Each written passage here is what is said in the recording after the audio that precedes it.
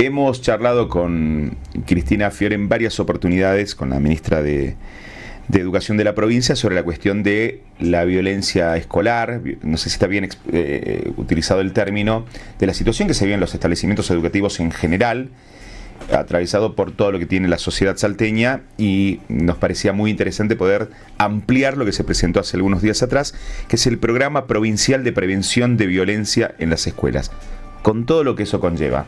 Ministra, ¿cómo está? Buen día, bienvenida. ¿Qué tal? ¿Cómo le va? Buen día. Buen día. Hemos charlado mucho del tema, porque es un tema que nos preocupa y nos ocupa, como nos debiera ocupar como sociedad. ¿En qué consiste, cuál es el ABC de este programa provincial?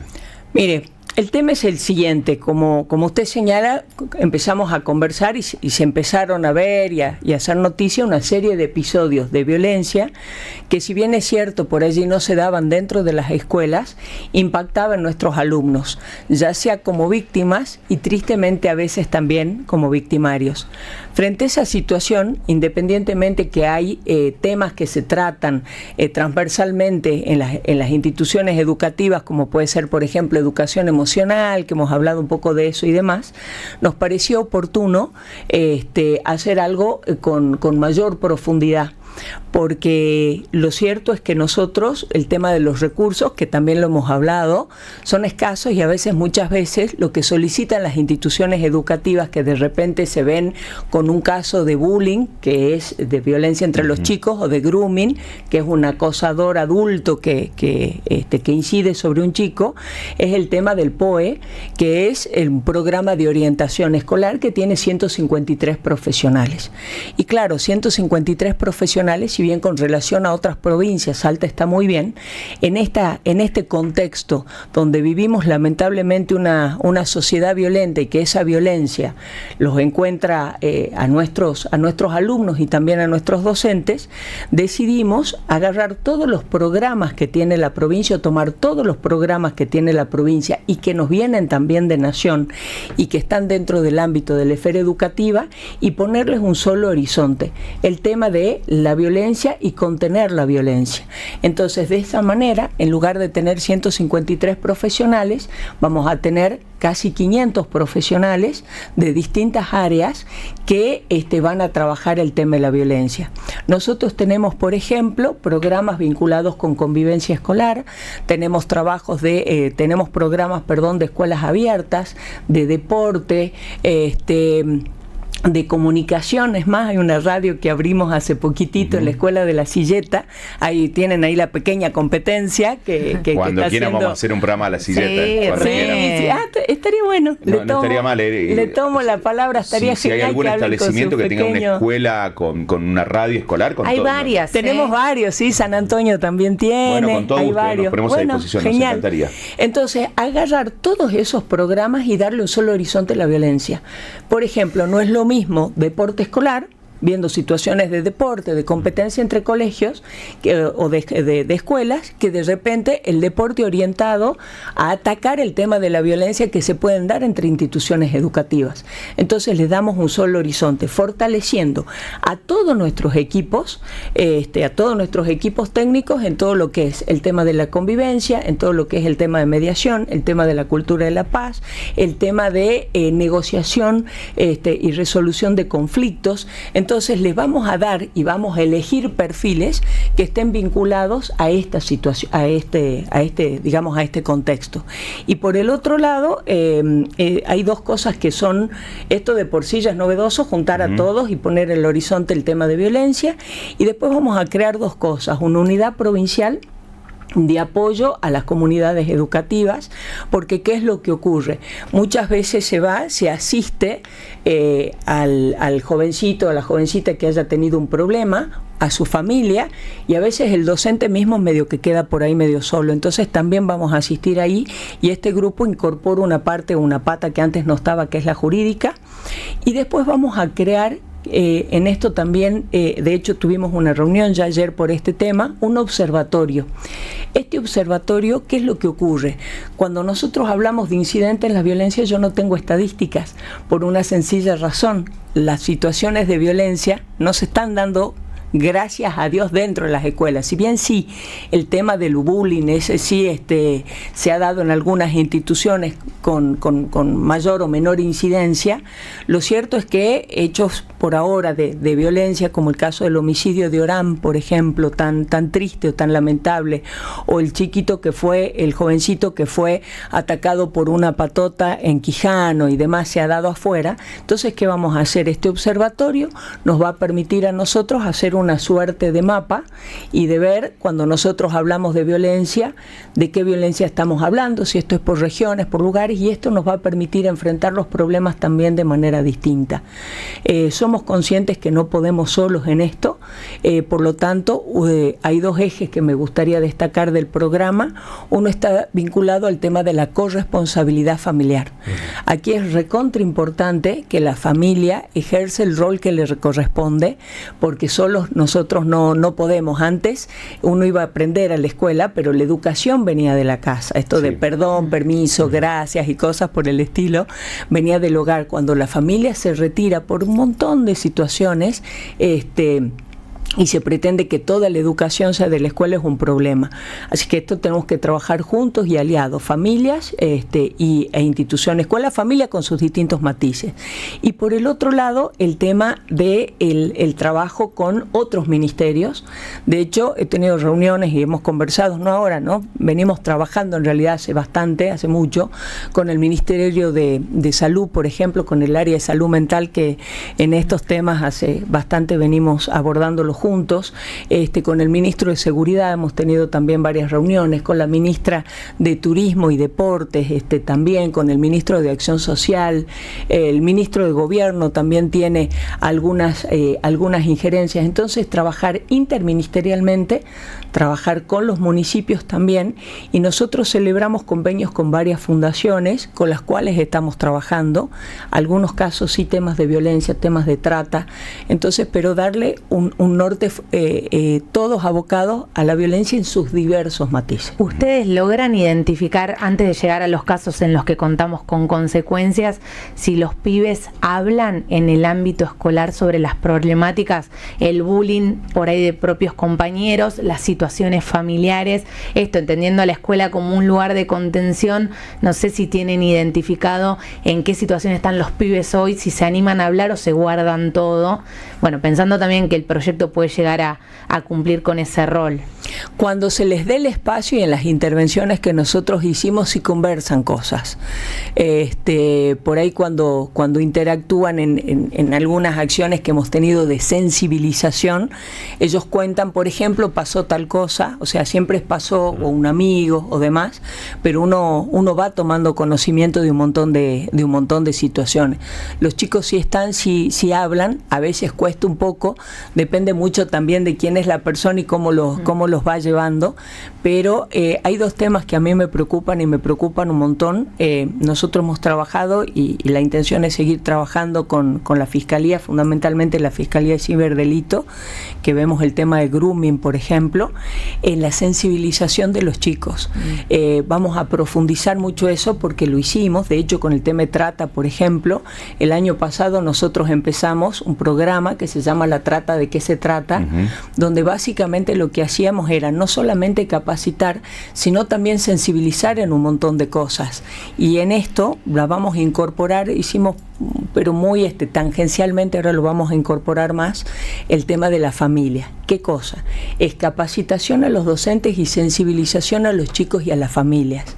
Las familias, de repente uno necesita que tengan un ojo un poco más atento, que por ahí uno no se da cuenta, pero no es porque no le importa el chico, sino simplemente porque justo, por ejemplo, en el caso del grooming, cuando un jovencito, una jovencita está siendo víctima de grooming, sobre todo en la parte de la extorsión, cuando ya lograron alguna foto, alguna cosa, están mucho más nerviosos, se aísla del grupo de amigos, no quiere comer, o sea, hay un montón de cosas que a veces se tapan con las características típicas de la adolescencia y la rebeldía. Es propio de la edad. Claro, uno dice, no, bueno, esto es propio de la edad, y por ahí uno lo toma desde ese lugar. Entonces no es que las familias por ahí están desatentas, sino que simplemente dicen, bueno, es la adolescencia que le pegó fuerte.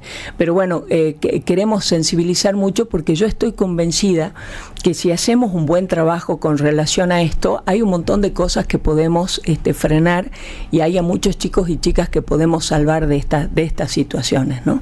Cuando la imagen que se nos ha hecho, se nos ha creado cuando hablamos de bullying, muchas veces el bullying físico es el más grande o la más grandota empujando, molestando, golpeando al más chico. La imagen también que se ha hecho en las ficciones o que se ha tratado de generar. ¿Qué pasa con la violencia digital? Que es un ámbito en el que obviamente en la escuela no se puede meter, uno no lo ve, pero puede darse entre compañeros de un mismo ámbito, digo, el bullying, el ciberacoso o el ciberdelito también aplicado al ámbito educativo. Sí, efectivamente, no solo que se puede dar, sino que se ha dado mucho. Tuvimos intervenciones, incluso hasta grupos de WhatsApp que hicieron varios compañeritos para burlarse de otro, por ejemplo.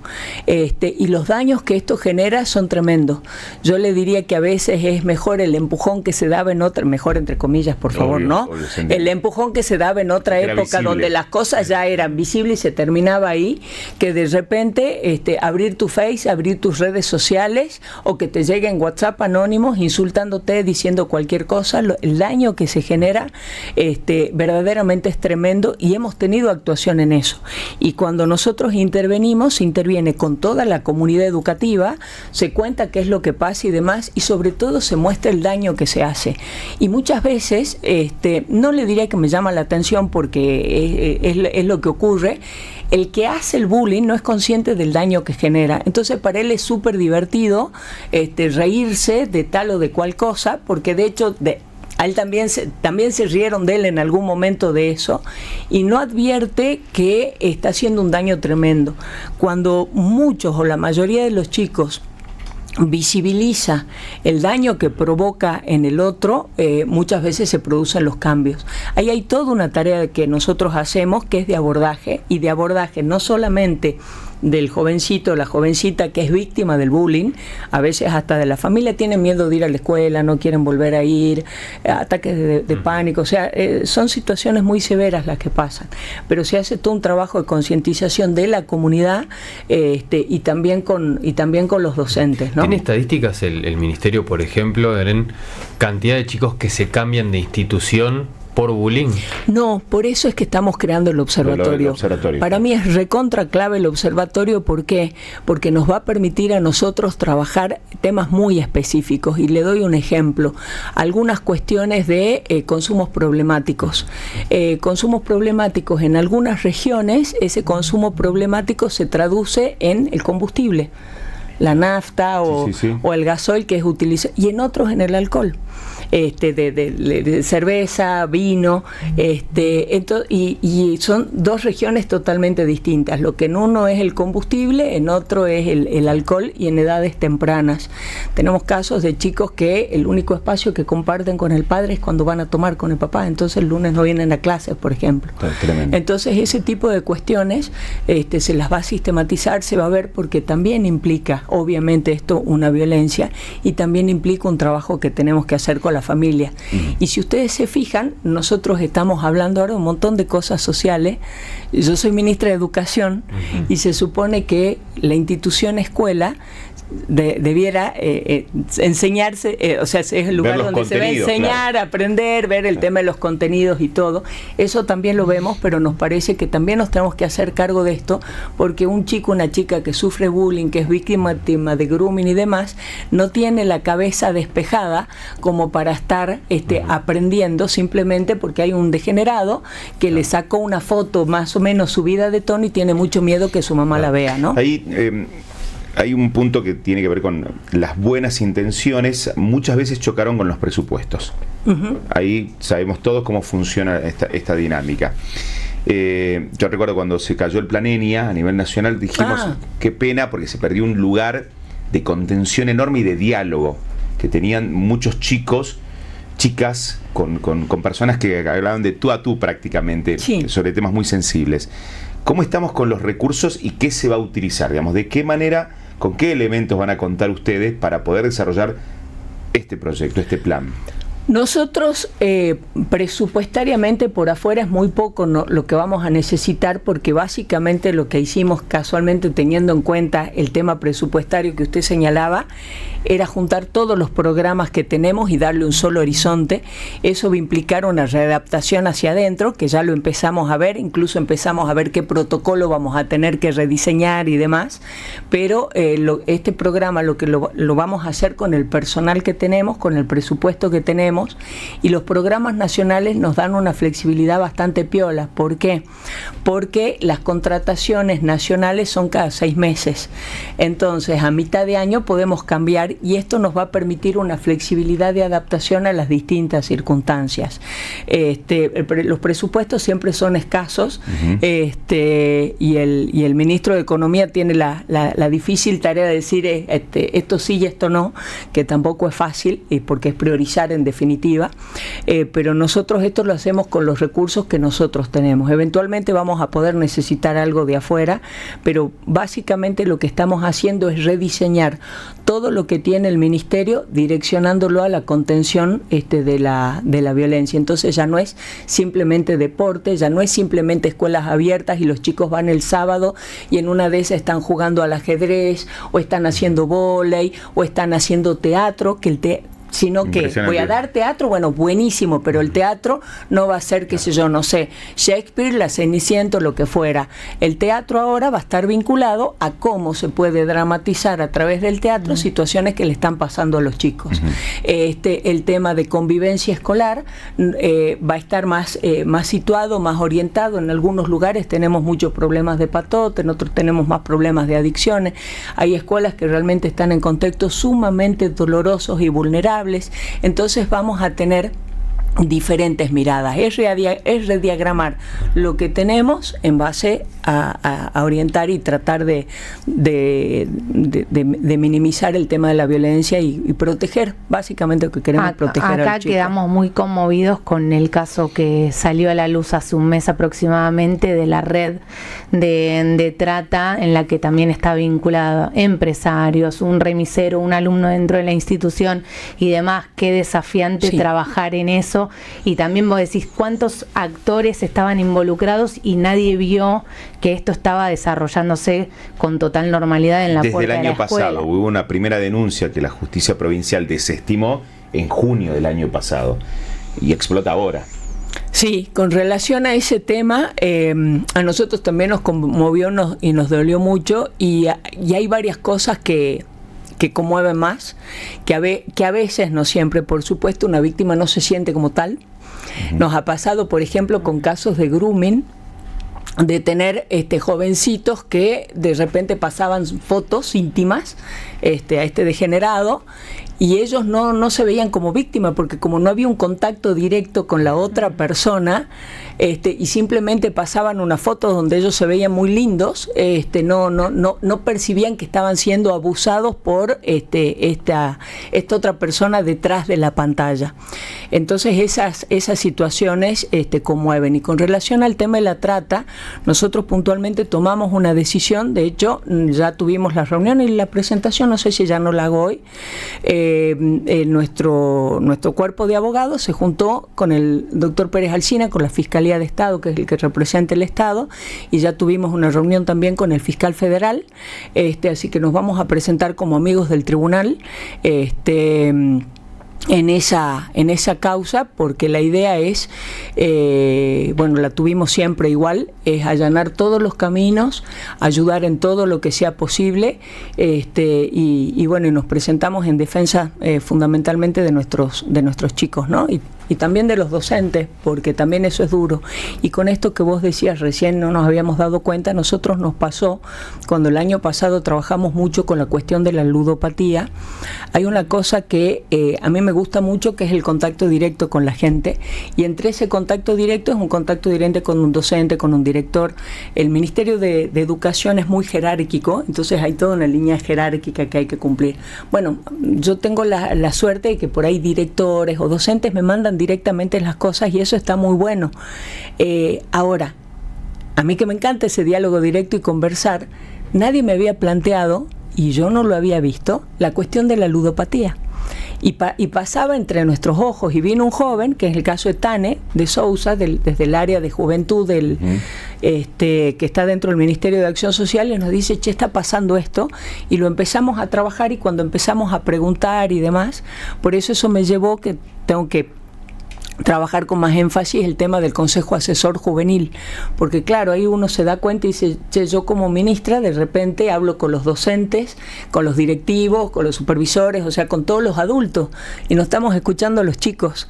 Entonces medio que armamos eso para escuchar a los chicos, y tienen cosas muy interesantes que decir cuando se les dé el espacio para escucharlos. En lo personal yo estoy muy orgullosa de los alumnos que tenemos, y no solamente por los premios que vamos sacando, sino que vos vas hablando, por ejemplo, ayer me junté con un grupo de chicos y chicas que se presentaron, bueno, Samsung largó un concurso a nivel nacional, salieron 50 semifinalistas, y dentro de esos 50, 8 son salteños, y eran hacer programas, ¿no?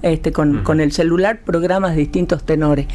Yo le diría que más allá que uno tenía más la orientación del medio ambiente, o el otro más más hacia el tema de la comunicación a través de redes y demás, había un común denominador en nuestros alumnos, que es el compromiso con la comunidad y el tratar de simplificarle la vida al otro y hacerle las cosas más fáciles.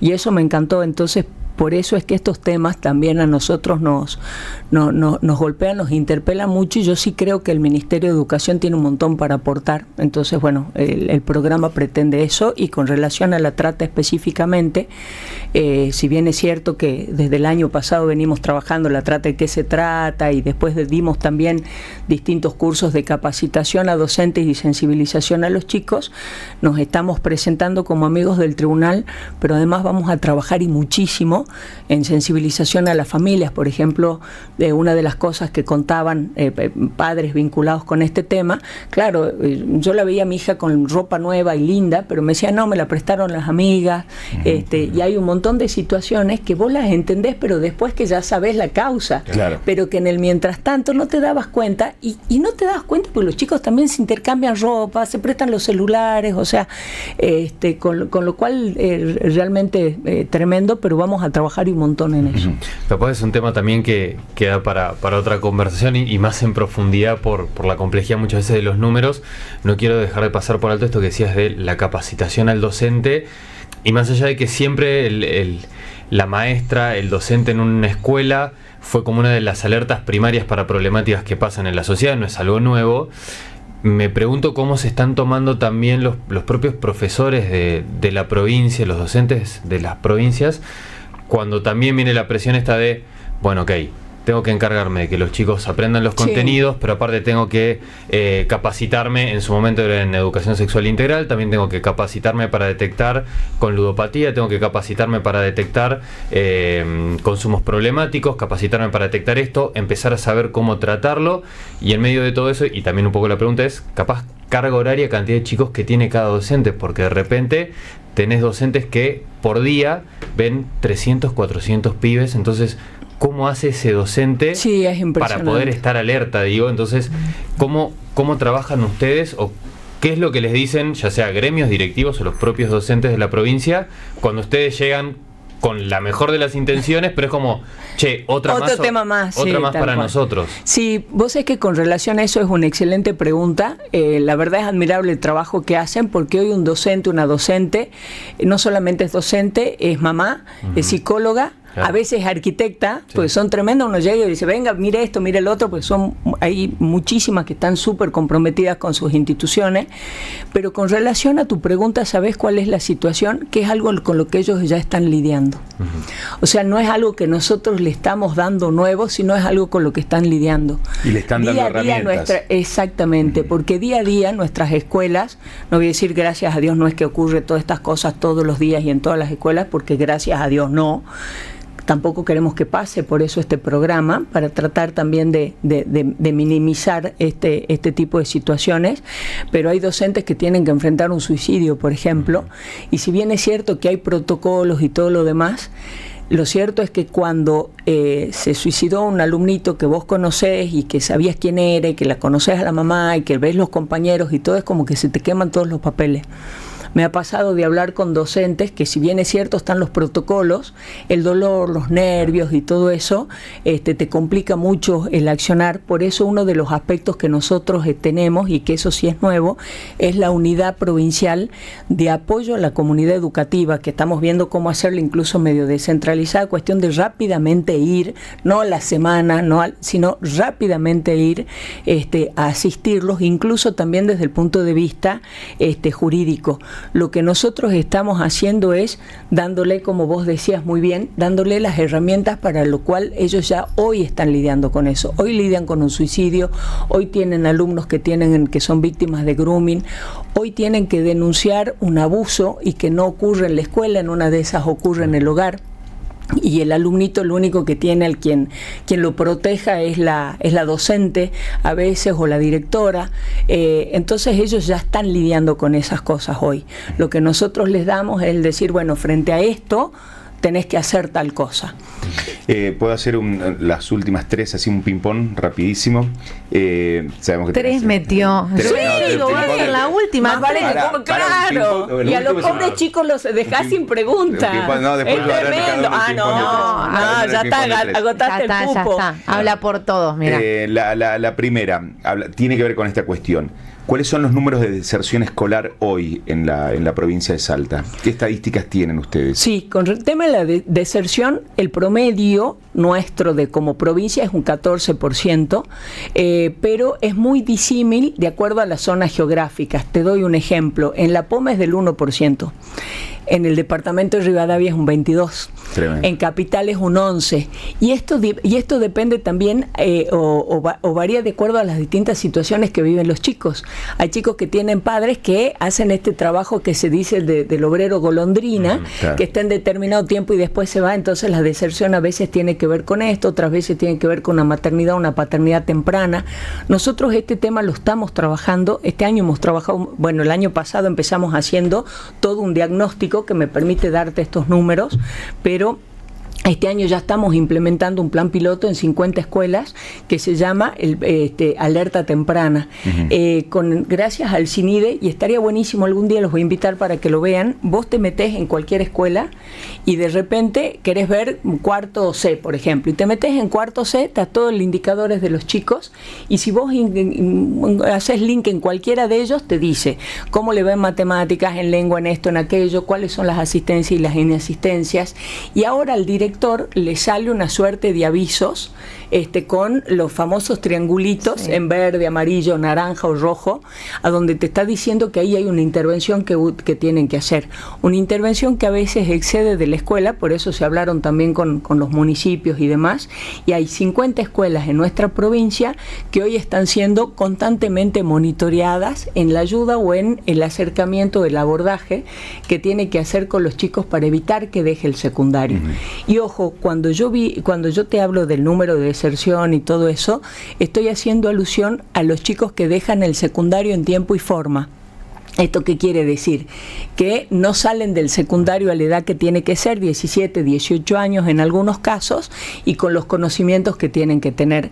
Que no quiere decir de que no tengan la posibilidad de terminar el secundario, porque esas son las cosas geniales de la educación pública, que son las posibilidades que te dan. Vos tenés 40, 50 años y querés terminar el secundario. Nosotros tenemos, a través de la educación permanente de jóvenes y adultos, los famosos VESPA, y también tenemos la posibilidad de terminar el secundario de manera virtual.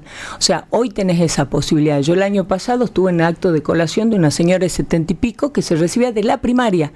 Y ¿sabés qué? Con eso se convertía en el ejemplo de su familia. Vieras el orgullo de esa señora mayor con su cartoncito. La verdad, conmovía verla como un changuito que era peón rural, 10 años, y se había recibido de profesor de ciencias políticas, porque había hecho primaria en un VESPA, secundaria en el VESPA, y se recibió ahí de profesor de ciencias políticas. Y lo que más me impactó es cuando él dijo: el yo de hoy los puede mirar a los ojos, puede hablar sin un papelito, y no tengo vergüenza de decir todo lo que estoy diciendo delante de todos ustedes. O sea, la verdad que impactante las cosas que pasan en EPJA, ¿no? Una más.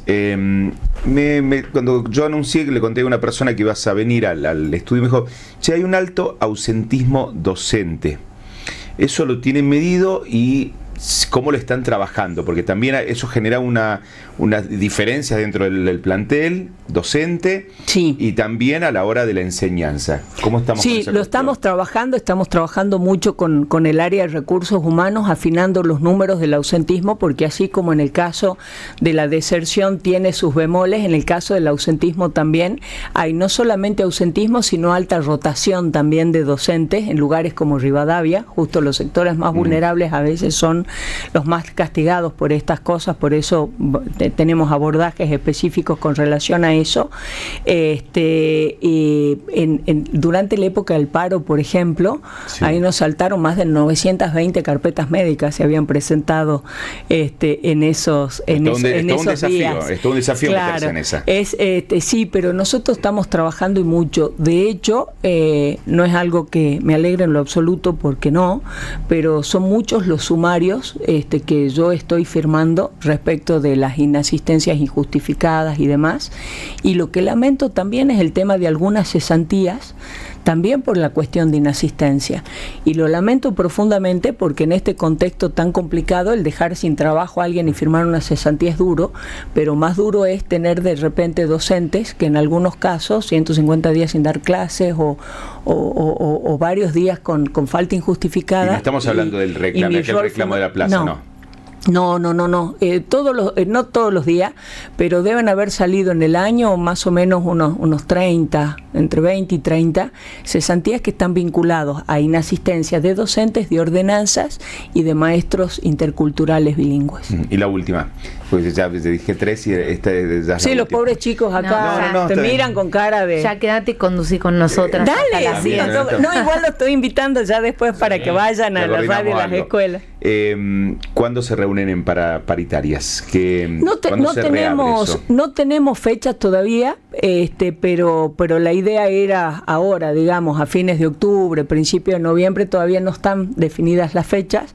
Ahí son otros ministerios los que empiezan a tallar con relación a eso, pero sí destacar una cosa que a mí me parece importante, y es que la provincia, independientemente que se hayan llegado a acuerdos o no, la última paritaria lo firmó la mayoría de los gremios, a diferencia de lo que ocurre con Nación, brinda un espacio muy importante de escucha, ¿no?